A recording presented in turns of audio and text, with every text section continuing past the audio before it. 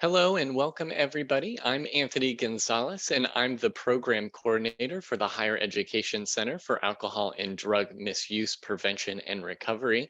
I want to welcome everybody today to our webinar titled Beyond the Aggregate, Amplifying Voices from the 2022 College Prescription Drug Study featuring Dr. Emily Baker. Before we dive into today's content, I do just have a couple of housekeeping slides I would like to review with everybody. Here on the screen should look somewhat familiar as we are in the Zoom webinar format. We do welcome your questions for our presenter today at any time, but please put them in the Q&A box. We do have the chat enabled, but please use that to share resources and reflections on today's content. But again, those specific questions for our presenters, please go in the Q&A box.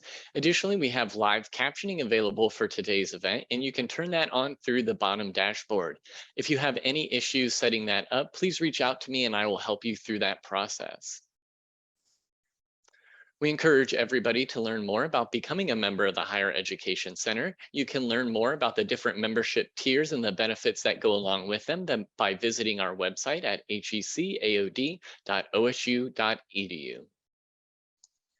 We have a couple of upcoming events. We have our newest in fall learning collaborative on advocacy, our advocacy learning collaborative. And that first session will be taking place later this month on the 24th and is titled, What Can I Do? An Intro to Activism. Additionally, we have a water cooler chat scheduled for the beginning of November, and that is titled November Ready Break, Creating and Sustaining Community When Students Are Away from Campus.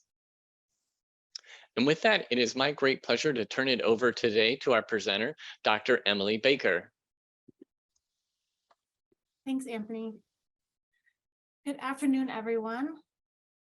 As Anthony mentioned, I am Dr. Emily Baker, and I am excited to share with you all today some of the findings from the 2022 College Prescription Drug Study.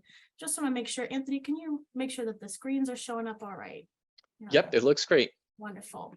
So thank you so much to HECAOD for allowing me to share these findings in this space and to share them all with you today. As the title mentions, we're going to go beyond the aggregate data in which I've shared in other capacities with HECAOD and which is available on our CPDS webpage, which is available in the chat for you all. So we have a few objectives for today. The first is just to give you a bit of a background on the College Prescription Drug Study, or how I refer to it as CPDS, as well as just a few key aggregate findings to kind of set the stage for some of the stratified data we'll review. The second is to look through those key data as stratified by a number of key demographic and academic variables, and then provide some strategies about how to use those data to inform inclusive and tailored prevention programming. And the second and third objective here, we're going to do kind of in a synergistic way. I'll provide some data and then we'll look at some strategies and we'll go back and forth between those two objectives throughout the webinar today. But before we jump into that, I just have a few poll questions to get us started and see who's a part of our audience today.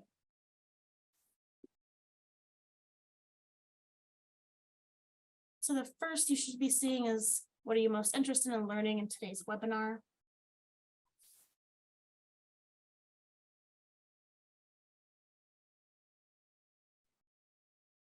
We're getting responses, so I'll leave it open for about another 5 to 10 seconds. It does appear we have the majority of responses, so I'm going to go ahead and share those results. Okay, so wanting to see some aggregate data on the current college prescription drug misuse in 2022, as well as some stratified data. And we will definitely talk about strategies for inclusive prevention. All of these things will be covered. And while many of you are not interested necessarily in learning how to get involved, hopefully you are already aware of that information. So we'll go to the second poll question.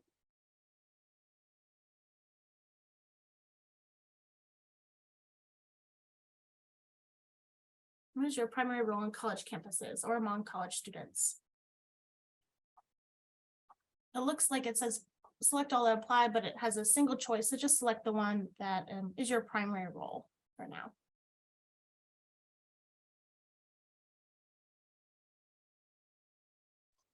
I'm going to leave it open for just a few more seconds and then I'll share the results. Thank you.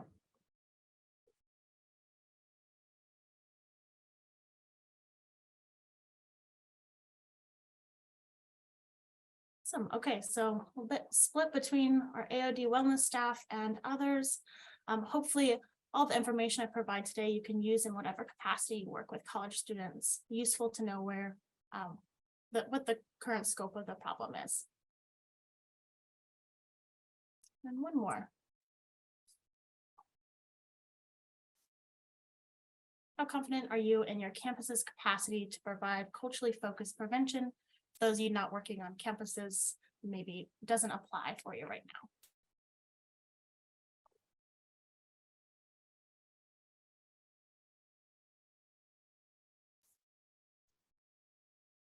Just going to leave it open for a few more moments and then I'll share the results.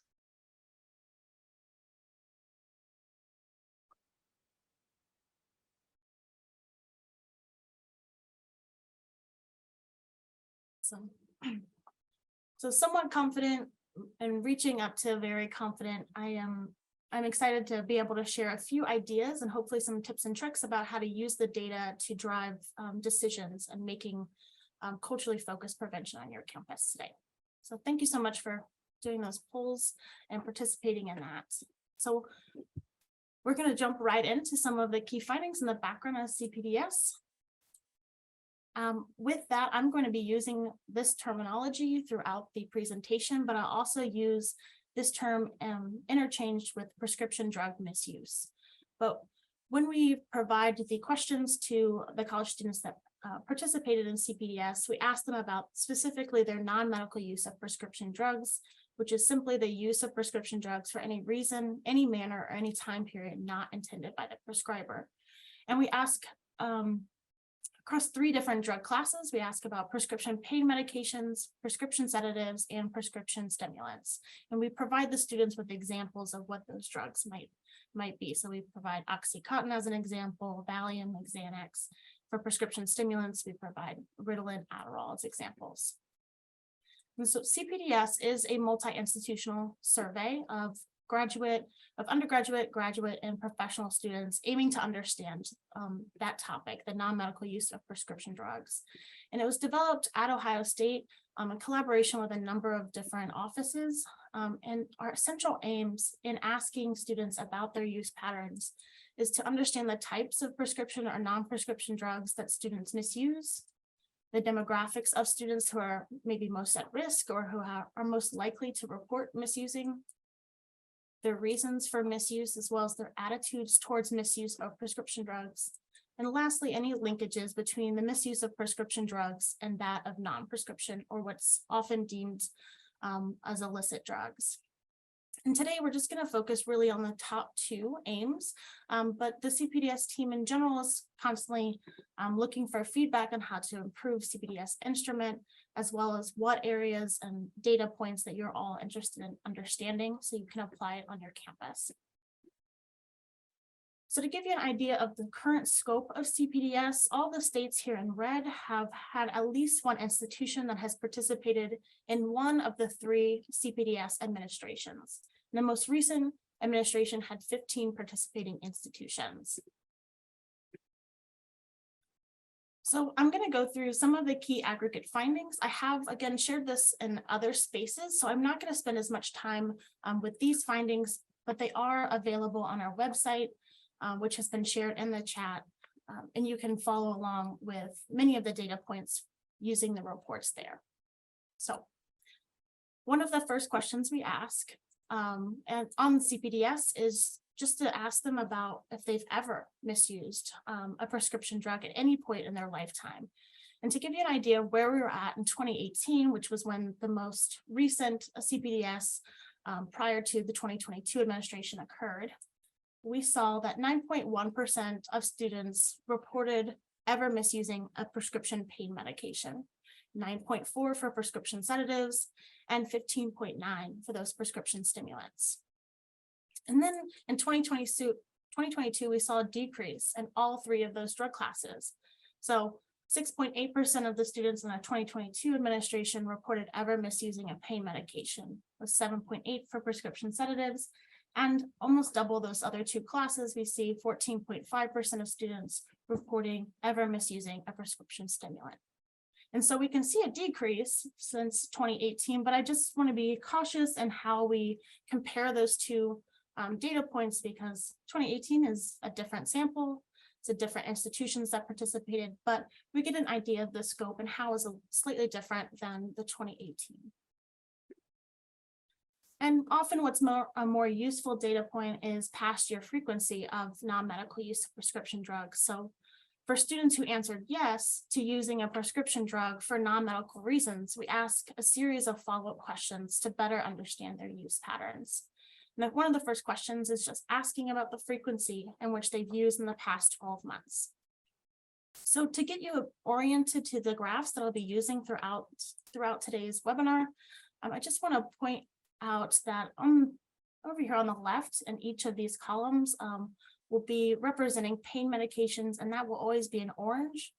The light blue will be prescription sedatives, and the dark purple is representing prescription stimulant use. And so we see here very easily that for prescription pain medications and prescription sedatives, for those folks who have ever misused, they haven't in the past year. And that's a great thing to see because they haven't been using more recently.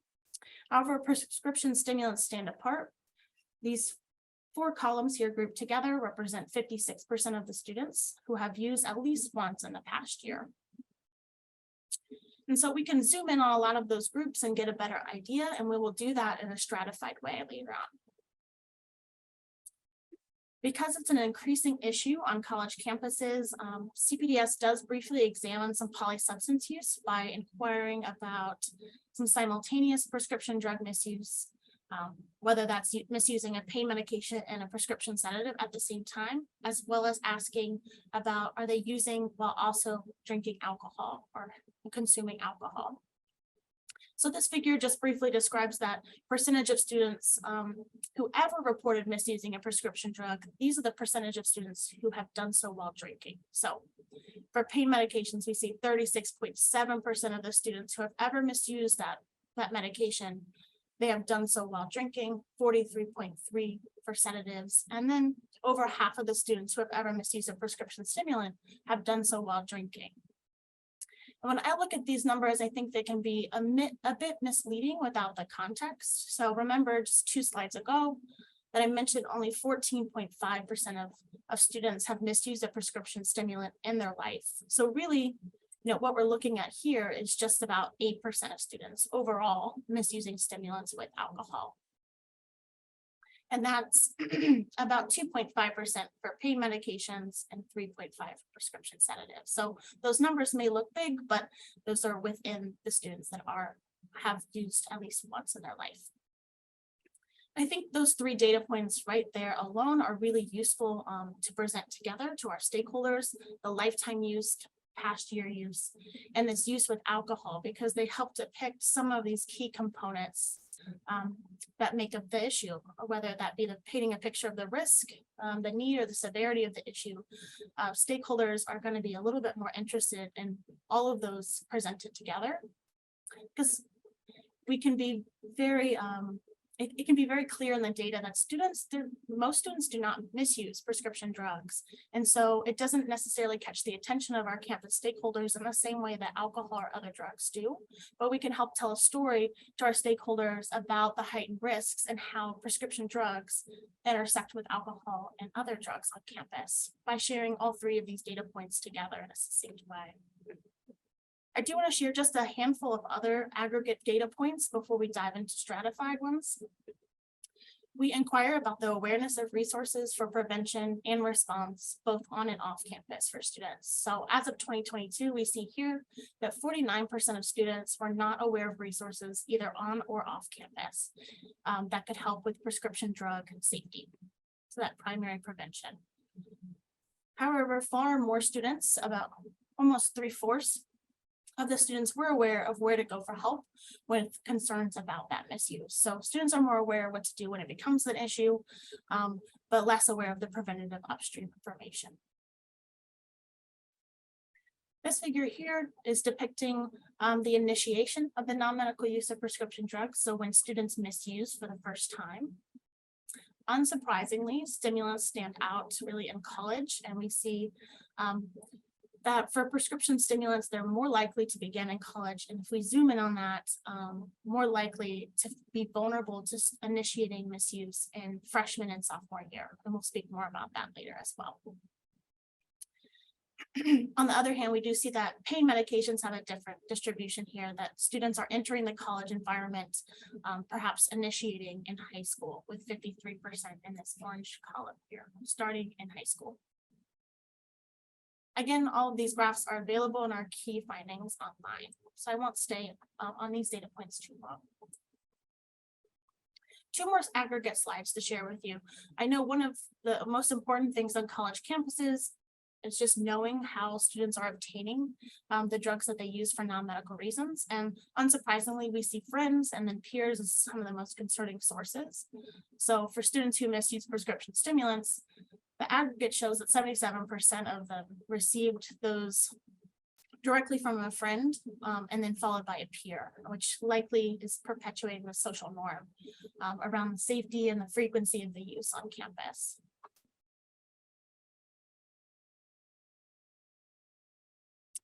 And then the last aggregate data point to look at today is just how easy it is for them to obtain those drugs. So we know where maybe they're obtaining them for non-medical reasons, but also what's the ease of in getting those. And so this represents the percentage of students that reported that these drug classes were somewhat or very easy to obtain. And I just want to draw the attention that this is asking all students, not our sample size here is all the students that were surveyed and not just the students that had misused. So if we see over a quarter of folks are reporting that it's somewhat easy or very easy to obtain a prescription stimulant, that again speaks to how accessible that it is perceived even by students that aren't misusing that substance.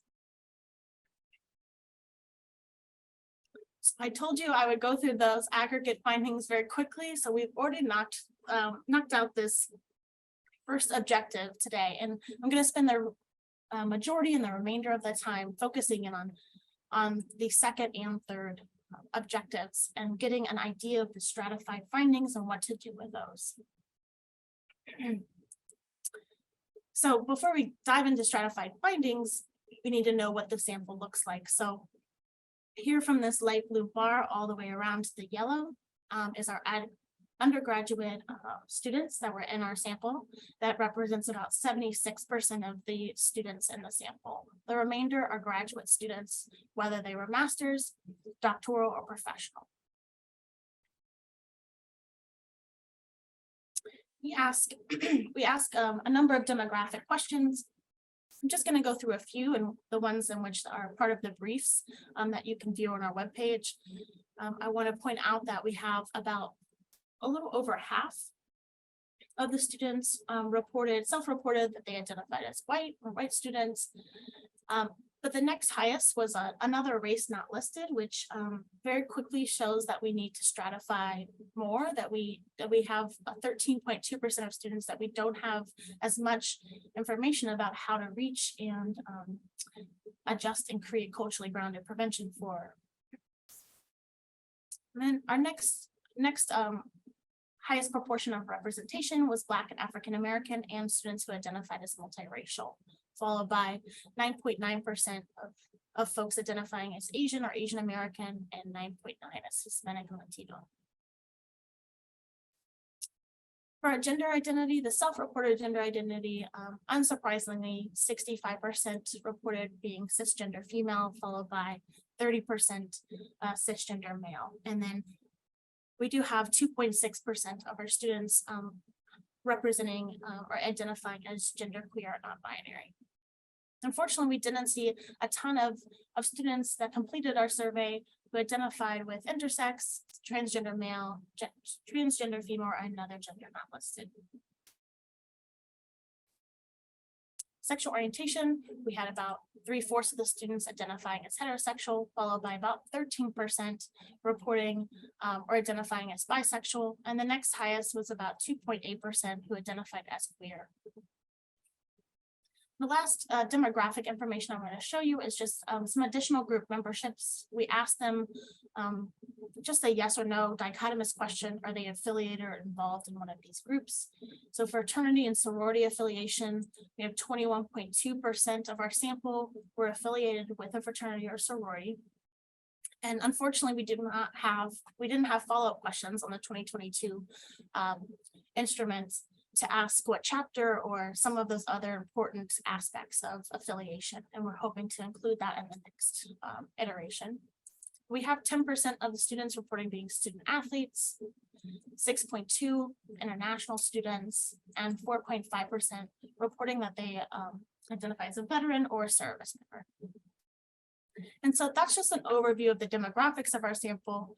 And just from that alone, that we can see that there are some underrepresented groups in the sample, which means a number of things, but one of which is that the aggregate findings we just reviewed captures just the story of prescription drug misuse for the majority groups, the white, cis, hetero, females, particularly in our sample. And so we do want to stratify that to make sure that everyone's voices are heard and that we're reaching, understanding the scope of the issue so that we can reach a number of diverse folks on campuses. And so with that being said, there's this overarching view of how to develop and develop culturally focused prevention interventions. This is a table pulled from Valero's report, which is referenced at the end of these slides, and it's adapted from Akamoto, just describing the 3 different approaches to creating culturally focused prevention interventions. The first is this surface structure adaptation, which involves just some minor adjustments to add cultural constructs that are significant to the group that you're trying to adjust an intervention for. But of course, this is more efficient, more cost effective, but it often lacks really sufficient relevance to the group served, and is really often centering the white cis hetero perspective and not the culture in which you're trying to serve.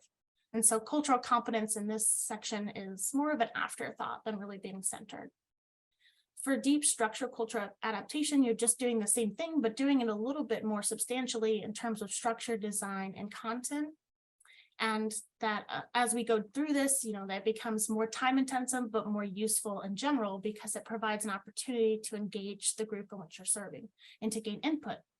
However, the prevention program doesn't get adjusted too much because it's still centered on maybe a white, Eurocentric, Western-centric prevention. Which is often prevention programs are developed around. And then the last option or approach described, I should say, is this culturally grounded prevention in which you go and develop an entirely new intervention with the cultural components and the voices of that cultural group included from the beginning. And so the development from the start ensures cultural relevancy to that group. And it has its own pros and cons. But again, now something is centered rather than thought of in the aftermath of an intervention being created. So we're going to talk about all of those. There's these 4 steps really to developing cultural focused prevention. The first is to determine how the issue impacts diverse student populations. We're going to do that today in terms of prescription drug misuse. But then it's also to assess how current prevention programs impact diverse students on your campus. And so asking questions like, are the programs in place reaching all the students? Are they driving further inequities in students with marginalized identities? What prevention programs are in place and how do students of various backgrounds perceive them? So this is really where community participatory research, some focus groups, getting all of that rich qualitative data is really useful. The third step is to obtain ideas of how to shape and create such programs. Of course, if we're creating and shaping, that's more of the culturally grounded prevention. But if we're getting the ideas from different voices to deliver and adjust and shift those programs, that's more of those structural adaptations, depending on what is accessible for your campus. And then returning and assessing how they're able to access those prevention programs. Were the students able to access the programs that were created and tailored to them? Or did you miss the mark with it? Did they feel safe? Did they feel valued, respected within those programs? And that kind of returns to reassessing again and again. And so we're going to do that in terms of a number of different variables from the college prescription drug study. And so we have these research briefs available that cover all of these variables listed here, but today I'm going to focus on these in the yellow and go through some slides about how to apply those things to culturally focused prevention. So the first stratified graph we have here is past year prescription drug misuse by racial and ethnic identity. And so to orient you to the graphs that we'll be looking at for the remainder of the webinar, we have the stratified groups by this variable and their sample size on the x-axis down here. And so the far left of each column, again, is representing pain medications within that group. Blue is representing the prescription sedative proportions and use within that group. And then again, stimulants is represented in purple. And so we can see across all groups really that students are most likely to misuse a prescription stimulant in the past year, with students who identify as Middle Eastern reported as the highest likelihood within their group. So this distribution, looks a little different than some of the graphs that we see for alcohol and marijuana misuse, where for one, most students do not use prescription drugs in the past year across all of these groups. But for two, there's difference, in alcohol and marijuana use, we see a larger proportion of white students misusing than students of color. For prescription drug misuse, we can see some quite similar within group proportions for a number of groups. I do want to also point out that we see a high rate or higher percentage or proportions of students who identify as Hispanic or Latino, Middle Eastern, or more multiracial misusing prescription pain medications. I have mentioned this, let's do this one. I mentioned this already, but another race not listed here is it's really pointing out the fact that we don't know a ton about this group and what experiences they have. And this might be something frequently that happens in their life in terms of not fitting into the described categories that colleges place. And so particularly predominantly white institutions. So, and yet they're the second largest group, racial or ethnic group, what we have here. Let me go back here then to Asian and Asian American identifying folks. They across the board, really, with so many of the graphs that I'm going to show today, have the lowest rates of prescription drug misuse across all three categories. So I think this information, when we zoom in on racial and ethnic identity, is really important because while we see maybe the similar rates across a number of different categories here, is that BIPOC students and individuals are just more likely to experience negative outcomes and disproportionate consequences for their substance use. And so they might be using in a similar within group frequency, but they might not have the same access to substance use interventions, to prevention materials. They're more likely to experience negative consequences as a result. And so we're going to also look at these graphs in terms of the percentages of students who misuse a prescription drug with alcohol. I really want to point out that these percentages included in this graph are among the students who have ever reported misusing a prescription drug. So it's not 56% of Asian American students have misused a prescription stimulant with alcohol. It's for those who have ever misused. So here we see that over half of the students who reported misusing a prescription stimulant at some point in their life did so while consuming alcohol in these three groups, over half of them. So Asian, Asian American, multiracial, and another race not listed. And remember that students who identified as Asian or Asian American, they did not have as many students who misused any prescription drug in their lifetime or within the past year. But for those that did, over half were engaging in higher risk behaviors by misusing with alcohol. And that's the same thing here for students who identify as multiracial or another race not listed.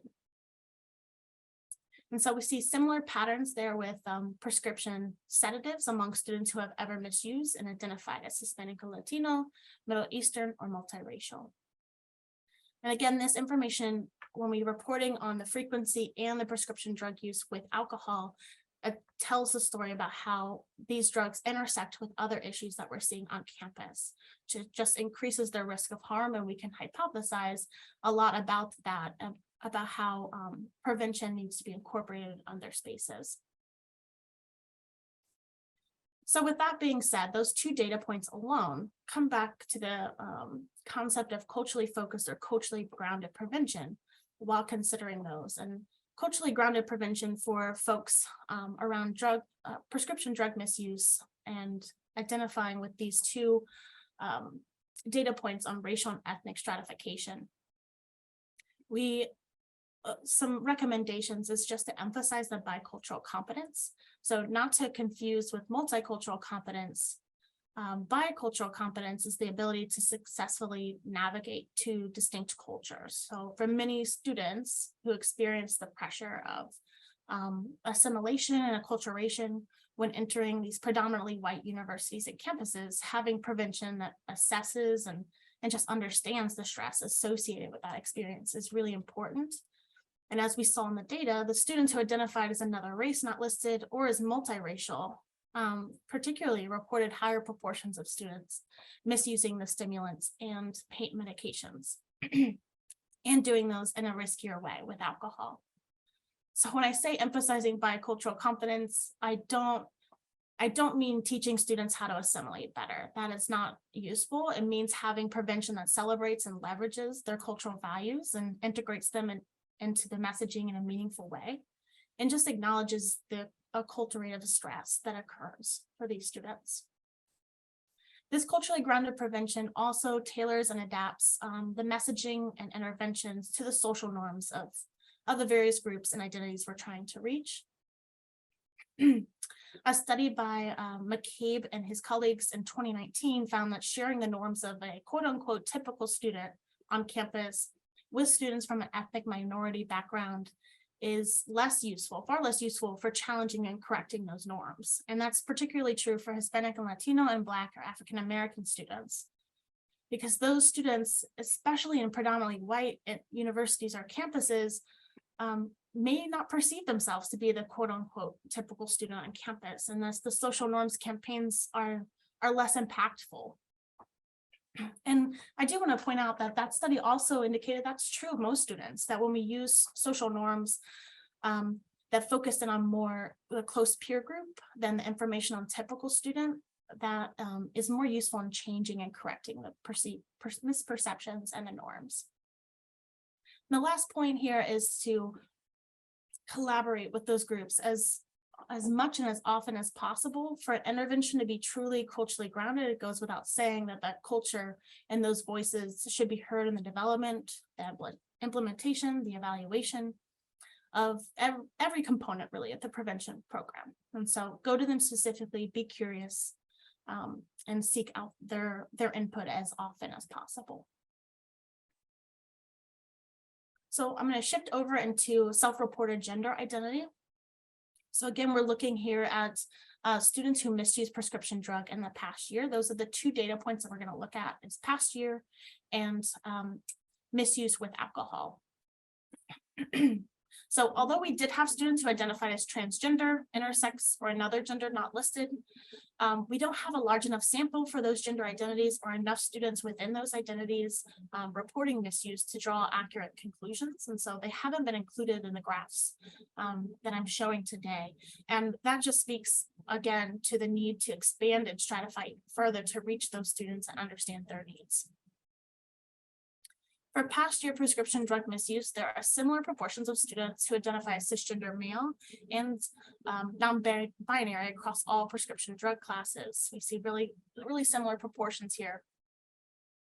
Students who identified as cisgender female were less likely to report misusing each of the prescription drug classes. And this graph just shows this within group differences here.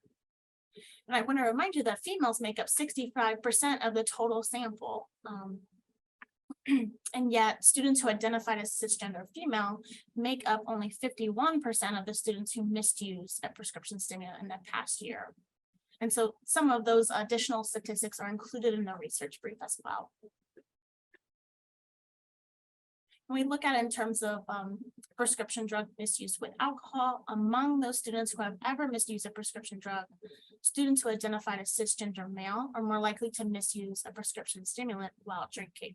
And so we just saw that those students are also most likely or have the highest proportion to misuse within the past year, and they're also the most likely to misuse with alcohol. And so our cisgender male students have a heightened risk for harm, which is really in keeping with previous research.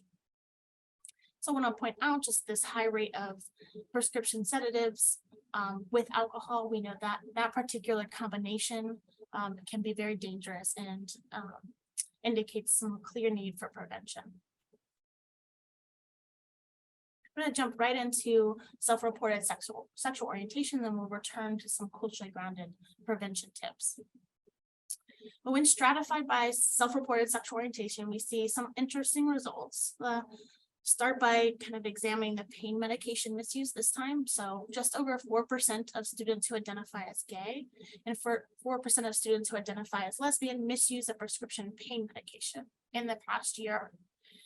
And that information is important because we know that pain medications, of course, have a much higher risk for developing addiction, experiencing overdose than a number of other prescription drugs, and that students in this community, the LGBTQ community, often report more barriers to engaging in treatment. And so this is particularly concerning.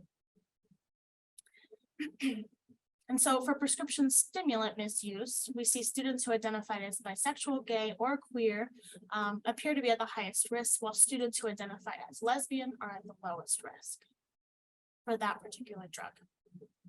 And lastly, across the board, we see that students who do not identify as heterosexual, so our students who are heterosexual reported 1.4% use of prescription sedatives.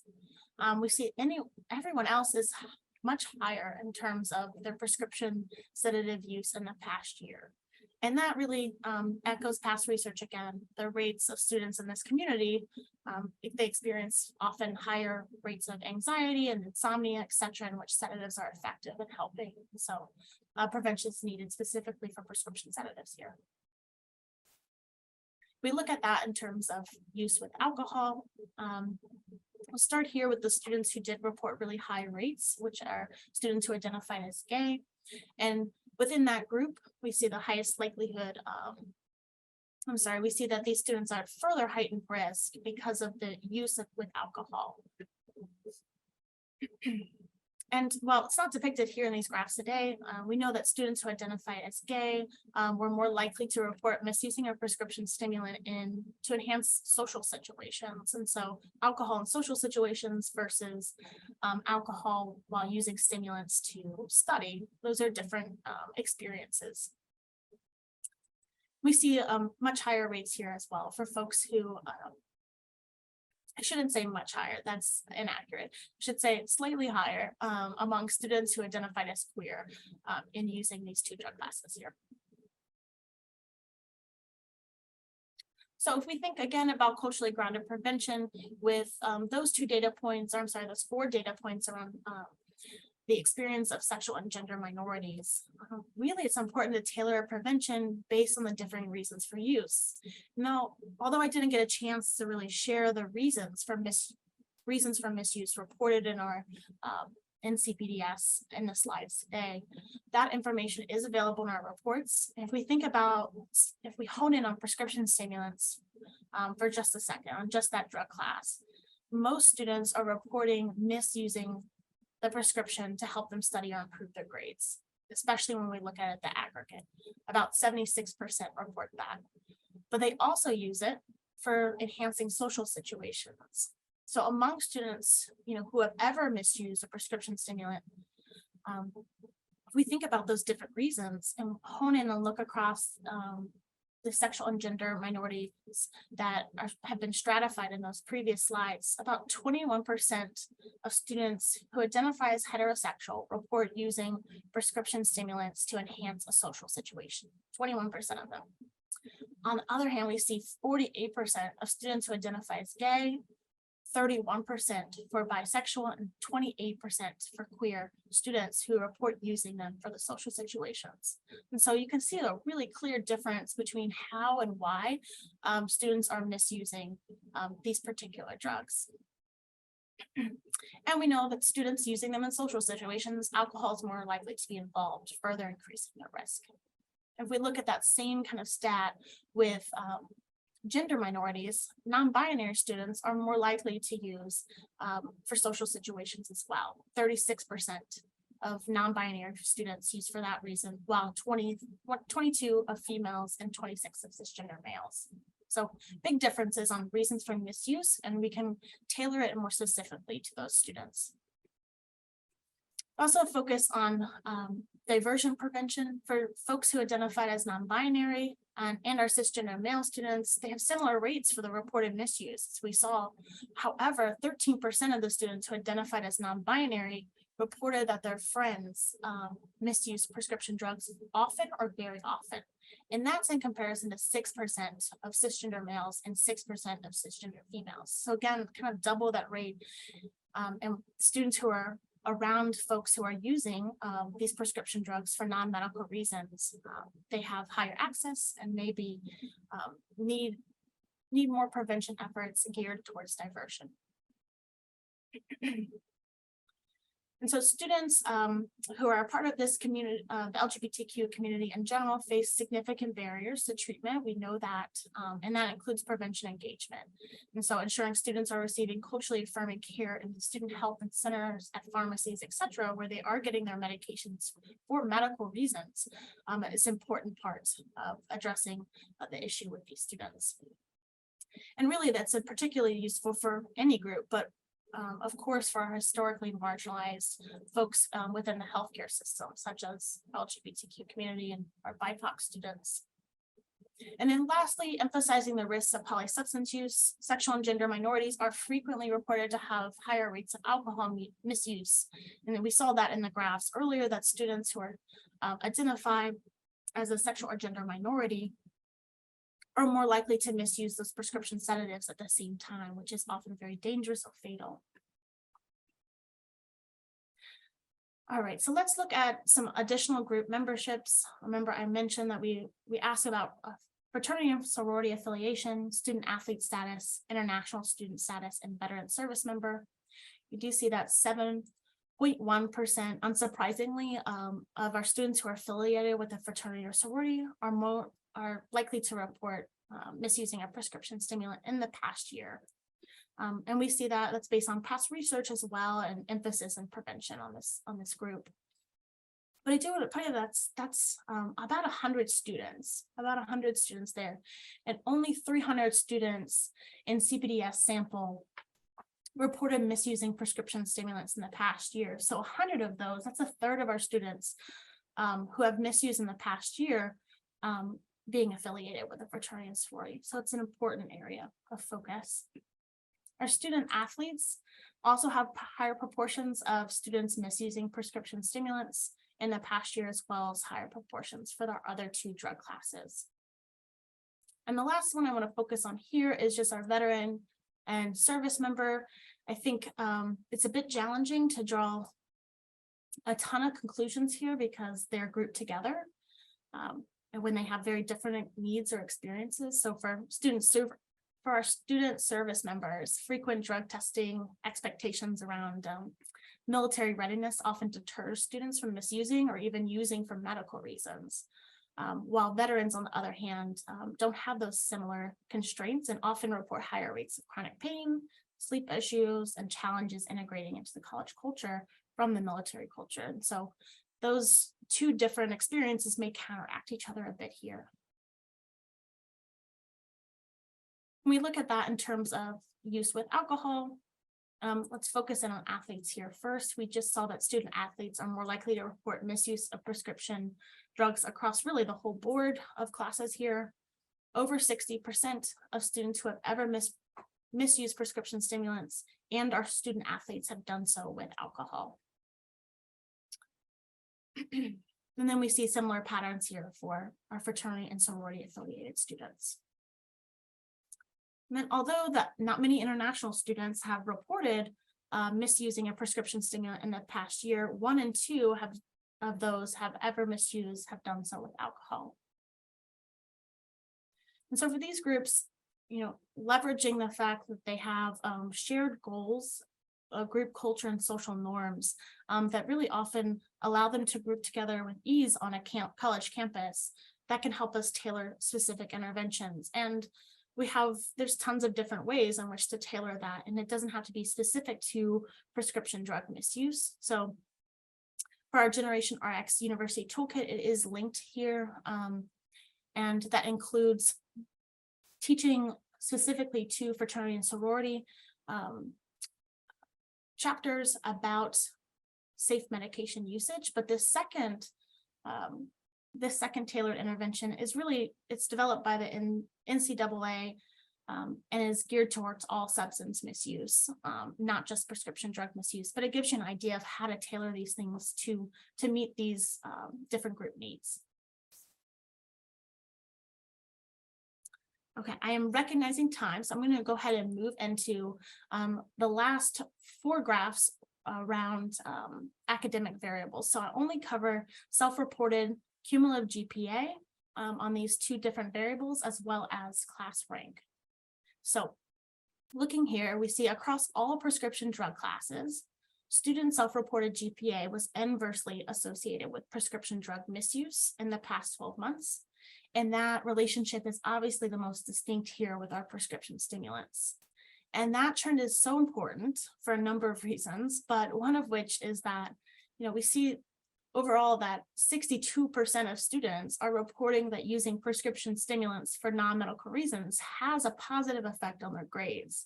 And this data here shows that those perceptions are not actually reflected in their cumulative GPA, which we emphasize a lot, but sometimes we need the data to show students that this is a misperception that's really strong and that it doesn't actually correlate to improving their college GPA. Among the students who ever reported misusing a prescription drug, these percentages represent the students who have done so with alcohol. And then we see here with students who have a cumulative GPA between 2 and 2.99. They report the highest proportions across all 3 drug classes. And those students, they may be the students who have entered academic probation or experiencing maybe significant academic stress. And so they appear to be at a higher risk for some polysubstance use, which can have a bidirectional effect with their academic performance, as we all know. And the last variable I want to focus on is stratification by self-reported class rank. So we see a similar trend here, that the higher the class rank in undergraduate, the more likely they are to report misusing a prescription stimulant in the past year. When we think about prevention, we can see really clearly that our 1st and 2nd year students are in a vulnerable position. And prevention messaging that's tailored towards those freshmen and sophomores is really useful because they're just entering this culture and environment, and it's crucial to addressing and maybe preventing this trend from continuing. I also want to point out that our graduate professional students have about the same rate in terms of prescription stimulants here as our 3rd year undergrad. And so if we think about this as just an undergrad issue, we're really missing a ton of folks who are at risk and experiencing some concerns with their prescription drug use. And then lastly, we see these 2 groups within undergraduate and then again in graduate are maybe at the highest risk overall. Same thing here with alcohol. Again, we see an upward trend in risk of use with alcohol as the class rank increases. They're more likely to misuse with alcohol the higher the class rank. And so what to do with that information? We need to target 1st and 2nd year undergraduate students within our prevention interventions. We all know that, but this data really echoes and reinforces that. It helps us challenge the misperceptions early, and those misperceptions become less, we can challenge them so they don't strengthen over time. And so the stimulants, they can believe that they're improving their grades, and then we can disprove that with some data, and hopefully that that is heard and received well by students. And then we can also tailor prevention for graduate students who often really have less resources just in general on campuses for prevention and support. And finally, getting faculty and staff on board to reach academic majors and graduate programs, which I did not cover in today's session, but are available in that brief. One final note on this data is that across all the variables today, I took a look at another variable to stratify based on, and that was awareness of resources for the prescription drug safety or treatment and support, which I showed you in aggregate form at the beginning. There were no significant differences in any of these demographic or academic variables. And so that's important to note, because if students have similar awareness of these resources, there may be some differences in their use of the resources or the effectiveness of their resources. And that speaks to us needing to have some culturally grounded resources available and understanding why there are differences across the board. If you want to get more information about any of the aggregate findings, as well as the data that I presented today in stratified form, we have a number of different reports and briefs online on our website. And then if you have questions that are, further past what's available online, always feel free to email me or the CPDS team at rxstudy@osu.edu. And that email is listed here as well. If you'd like to join the recruitment list, we will be likely recruiting for the 2024 administration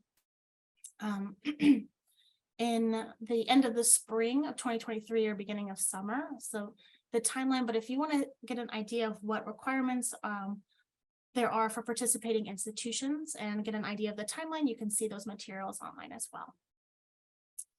And that concludes the data and strategies and tips for today. So I'm happy to take any questions that came up in the chat.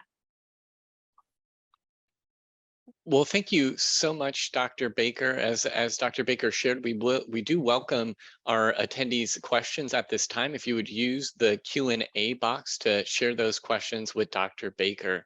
We did have one question that came in today so far. Do you have any briefs or summaries specific to any of the populations you discussed? I'm interested specifically in athletes, and a high-level overview highlighting this population would be very helpful. That we do have a brief specifically for the 2018 data, and we're hoping to repeat that for the 2022 data. It has not been created yet, but is in the works. And so right now we just have it stratified with those 3 variables that I mentioned earlier, but hopefully taking a deeper dive soon. Thank you, Dr. Baker. I don't see any other questions, but again, thank you for sharing your contact information. If you do have any questions that do arise, please feel free to reach out to Dr. Baker. I did just want to say a big thank you for sharing of yourself and sharing of your research. You covered a ton of material today, so thank you so much for that. I do just have a couple of housekeeping slides I would like to remind everybody of. We do have a couple of upcoming events happening. Our Advocacy Learning Collaborative will be happening at the end of this month, and is titled, the first session is titled, "What Can I Do? An Intro to Activism," and that will be happening on October 24th. Additionally, we have a water cooler chat scheduled for November, and is titled "November Ready Break, Creating and Sustaining Community When Students Are Away from Campus." Additionally, today's webinar has been recorded, so you can expect to see the recording uploaded and edited to our website within 3 business days. Thank you again, everybody, and I hope you have a great rest of your day.